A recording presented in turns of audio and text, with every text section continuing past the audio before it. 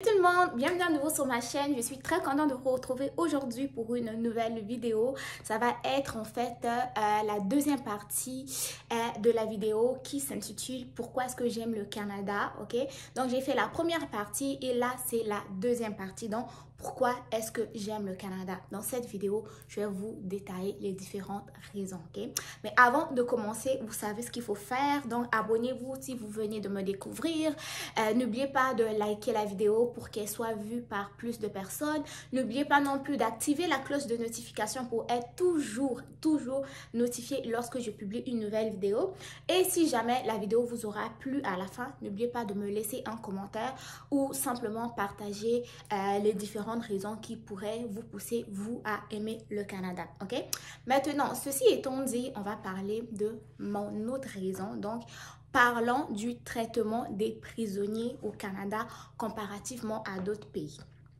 Au Canada ici, si tu es prisonnier, tu as des droits. Au Canada ici, si tu es prisonnier, tu es une personne en fait qui mérite d'être traitée avec respect. Or, nous connaissons là, ok? Je fais le comparatif pour que vous puissiez voir pourquoi est-ce que moi, j'aime le Canada.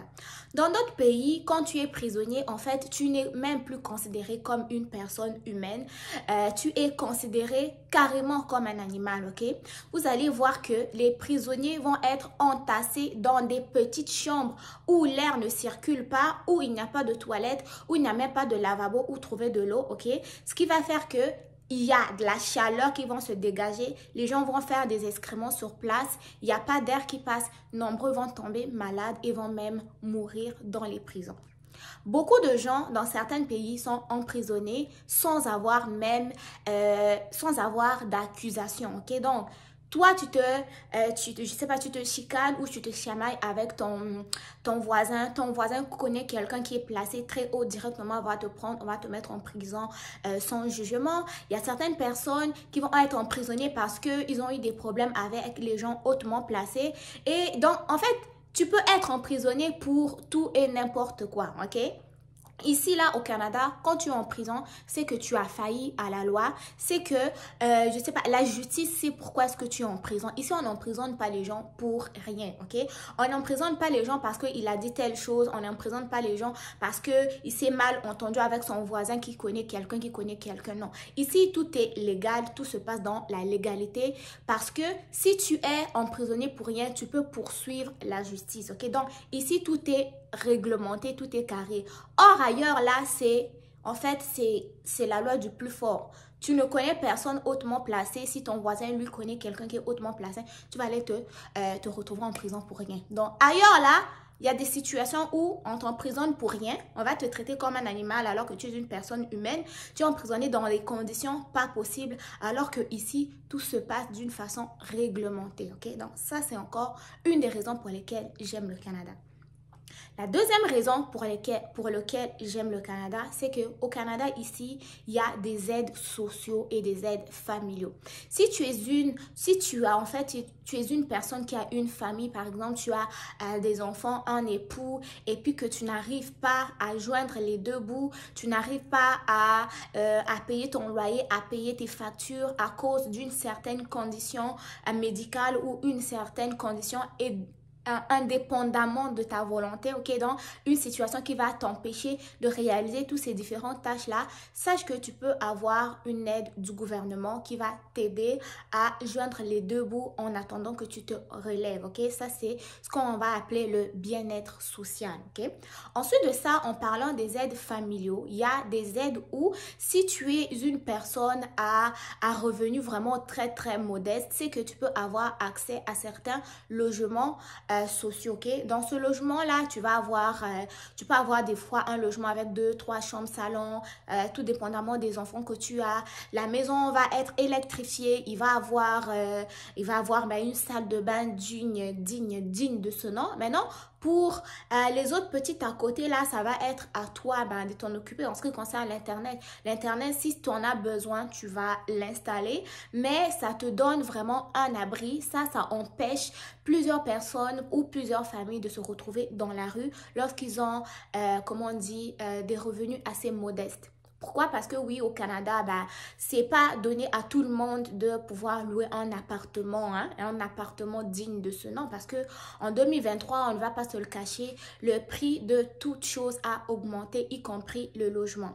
Maintenant, pour des familles nombreuses où les parents ont certaines conditions médicales qui vont les empêcher à occuper, je sais pas, à occuper des emplois et à travailler un certain nombre d'heures pour gagner plus d'argent. Donc, ces personnes-là, s'ils ont des faibles revenus, peuvent avoir de l'aide du gouvernement concernant les logements. Donc, ils peuvent bénéficier des logements sociaux ou des logements qui vont coûter vraiment moins cher, ok? Donc, ça va leur mettre à l'abri d'être dans la rue. Comparativement, dans certains pays, si tu n'as pas d'argent, c'est ton affaire. Il n'y a quasiment aucune aide gouvernementale qui existe concernant les gens qui n'ont pas d'argent. Et il y a même certaines personnes qui vont rencontrer des problématiques concernant le logement et ils vont se retrouver dans la rue avec leurs enfants, avec leur mari, avec leurs femmes et ils vont se mettre à mendier, ok? Ici, ça n'existe pas. Quand tu as besoin d'aide en ce qui concerne le logement, tu peux faire appel au gouvernement. Il y a des services pour ça. Ensuite de ça, il y a aussi ce qu'on appelle des aides familiaux concernant les congés, ok? Par exemple, les congés de maternité et les congés de paternité. Lorsque tu viens d'avoir un enfant, sache qu'en étant mère ou père, vous pouvez bénéficier de certains congés de maternité. Donc, tu as un congé de maternité, tu vas continuer à toucher ton salaire. Le papa aussi a le droit au congé de paternité, il va continuer à toucher un certain salaire. Et quand l'enfant est né là, vous allez commencer à toucher des aides familiaux, donc pour vous soutenir à élever votre enfant.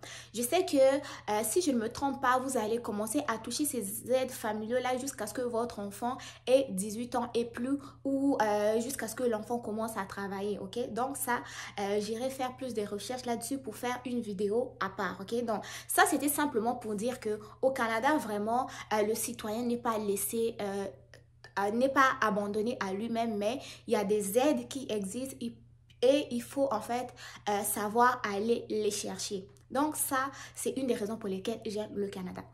La troisième raison pour laquelle j'aime le Canada, c'est que quand tu es travailleur, tu as le choix de décider de travailler à temps plein ou à temps partiel. Quand je parle temps plein ou temps partiel, c'est le nombre d'heures que tu peux choisir de travailler. Tu peux te dire, moi, par semaine, je veux juste travailler 30 heures ou moi, par semaine, je veux travailler 40 heures. Okay? Donc, quand tu travailles 30 heures, tu ne vas pas toucher le même nombre, le même salaire que si tu travailles 40 heures. Mais en choisissant de travailler à temps plein ou à temps partiel, ça t'aide à pouvoir respecter ton engagement en termes d'emploi.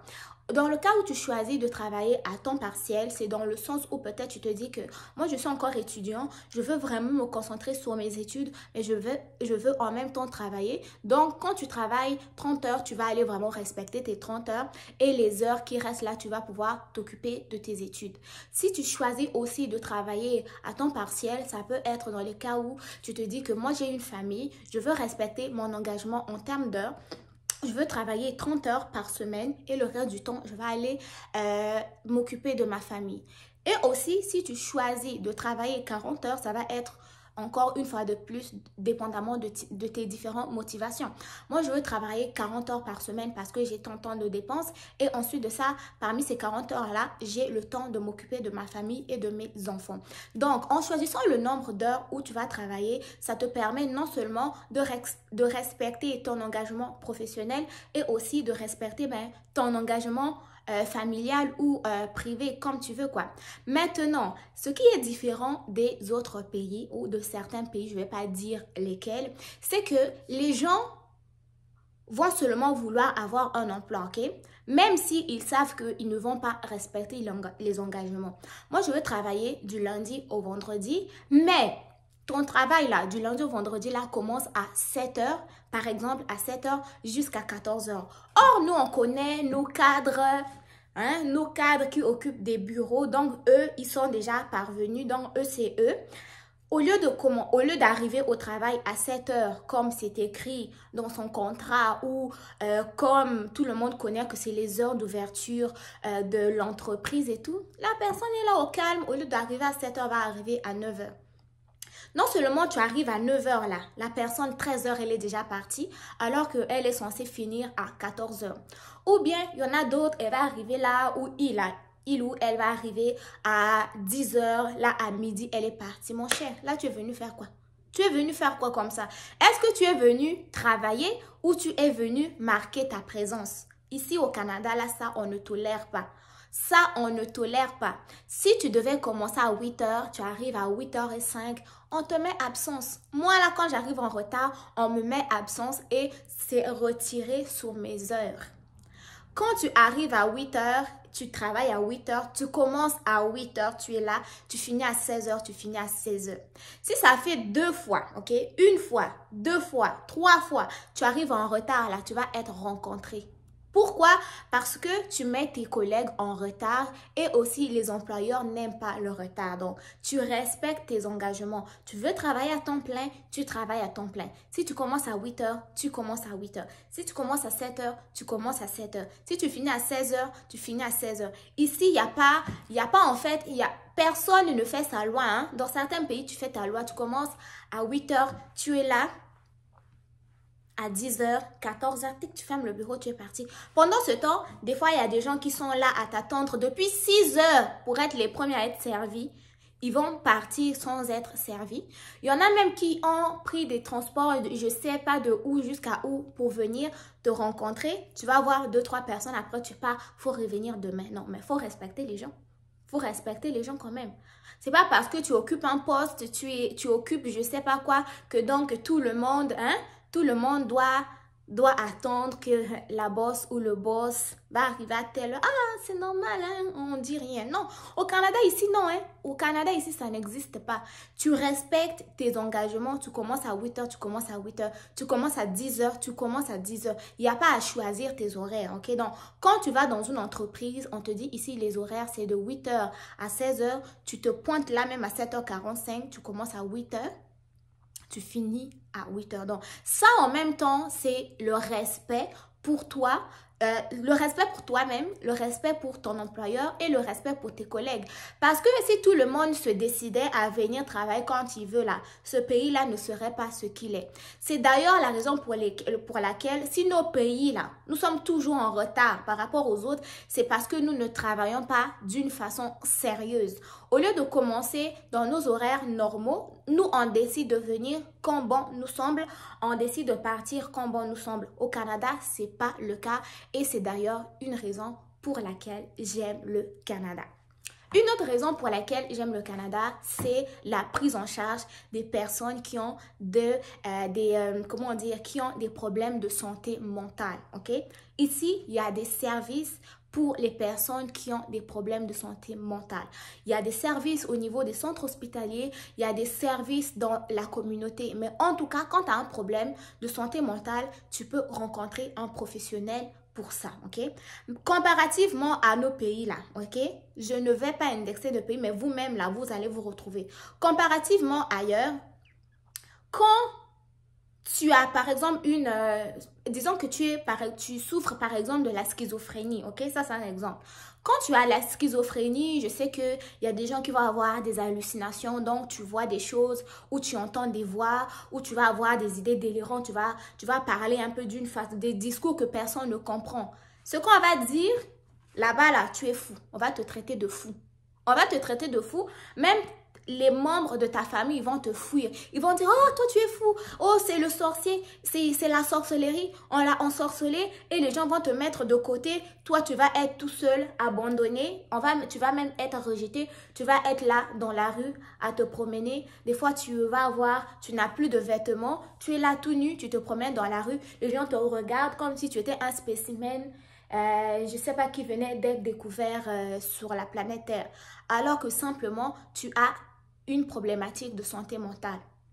Donc, la prise en charge des problématiques de santé mentale ici au Canada n'est pas pareil que ce que nous on connaît dans nos pays. Dans nos pays, quand tu as des problématiques de santé mentale, la société va te rejeter, la société va te regarder comme si tu étais un spécimen, je sais pas, extraordinaire. Là, tu n'es plus un humain, hein, tu deviens carrément une chose. Les gens vont te fuir. Au lieu que les gens te prennent, qui t'apportent à l'hôpital, ils vont dire « Ah, lui, c'est la sorcellerie » ou « Lui, il est parti chez un marabout pour toucher l'argent. Voilà maintenant les retombées. » Non, sachez que la maladie mentale existe et tout dépendamment du type de maladie mentale que tu as, tu peux avoir certains comportements qui vont être différents. Ok, donc prenez soin de vos personnes qui ont des problématiques de santé mentale. Moi, j'aime le Canada. Pourquoi? Parce que ici, on va traiter il y a des services qui vont traiter les maladies physiques et les maladies mentaux, ok? Les maladies mentaux. Donc, quand tu as une problématique de santé mentale ici au Canada, tu es une personne comme les autres, ok?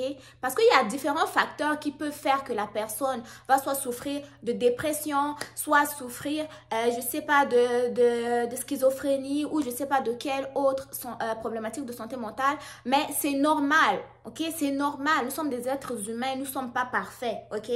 Nous ne sommes pas parfaits, mais dans nos pays là, on doit tous être parfaits. Quand tu as, surtout on parlait un peu de dépression là, dans nos différents pays, en fait, c'est comme si la dépression n'existe pas. La dépression, c'est pas une maladie de noirs. La dépression, en fait, c'est juste pour les pays occidentaux. Non.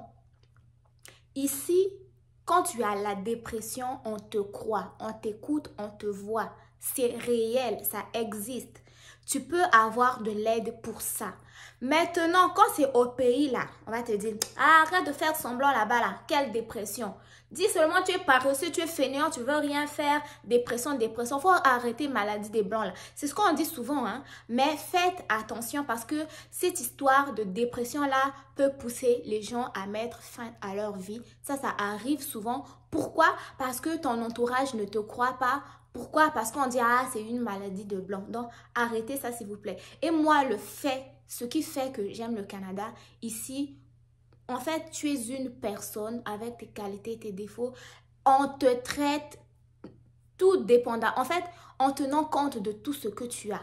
Si tu as une maladie physique, on va te traiter. Si tu as une problématique de santé mentale, ça aussi, on va te prendre en charge. Donc, ça, c'est une des raisons pour lesquelles j'aime le Canada. Et ça, c'est aussi une autre raison pour laquelle je vous invite à venir au Canada. OK? Donc, ça va être la deuxième partie. Je pense que je vais m'arrêter plus là parce que en fait, je ne peux pas m'arrêter j'ai des raisons et des raisons et des raisons. Je pourrais faire même, je sais pas, des vidéos de 2 heures là-dessus. Mais ce que je tiens vraiment à démontrer sous ces différentes vidéos où je dis que j'aime le Canada, en fait, c'est un pays où l'être humain est pris en entièreté, tout dépendamment de ce que tu as. Les gens, il y a des services qui sont là pour toi. Que ce soit au niveau professionnel, que ce soit au niveau personnel, tout type de difficulté, il y a des services d'aide pour ça. Le plus important, il faut savoir que ces services existent et savoir aller chercher ces services-là. Ici, l'être humain, c'est un être humain. L'être humain, c'est pas un animal. L'être humain a des droits. Que tu sois un homme, que tu sois une femme, tu as les mêmes droits que les autres, ok? Ça, vraiment, ça, c'est le fait d'avoir des droits comme les autres, c'est la première raison pour laquelle j'aime le Canada. Ici, on ne peut pas t'arrêter sans raison. Ici, on ne peut pas t'emprisonner sans raison. Ici, quand tu as un problème de santé mentale, on te croit, on va te traiter. Ici, quand tu n'as pas d'argent pour payer, c'est pas ton loyer, ton logement, il y a des services sociaux pour ça. Et même quand tu meurs de faim là, ça je l'ai pas dit, mais il y a ce qu'on appelle la soupe populaire, ok? La soupe populaire, ça va être des organismes communautaires qui sont là où tu peux aller chercher ta petite soupe le soir, tu vas manger, tu vas aller chez toi. Le matin, si tu n'as rien pour déjeuner, tu peux aller déjeuner, tu rentres chez toi. Donc, ici, là, vraiment, si tu meurs de faim, hein, c'est toi-même qui veux mourir de faim, ok? Ici, là, si tu meurs de froid, c'est toi-même qui veux mourir de froid, ok? Donc, ici, il y a vraiment beaucoup de services qui sont mis au service de la population pour essayer vraiment d'améliorer les conditions de tout un chacun. Cependant, vous savez, tout n'est pas beau, tout n'est pas rose. Oui, il y a des bons, disons que il y a toujours le bon côté qui peut l'emporter sur des petites désavantages, mais dans la prochaine vidéo, moi, je vous citerai mes raisons personnelles. Pourquoi est-ce que je n'aime pas le Canada? Parce qu'il ne peut pas y avoir rien que du positif. Il y a aussi des côtés négatifs, mais qui sont du point de vue personnel. Donc, ça va être vraiment à prendre avec des pincettes. Ce n'est pas pour généraliser, mais c'est selon mon observation, ok?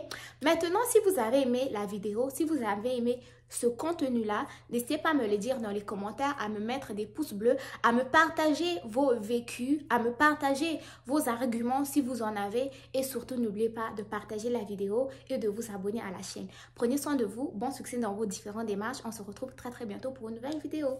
Bye!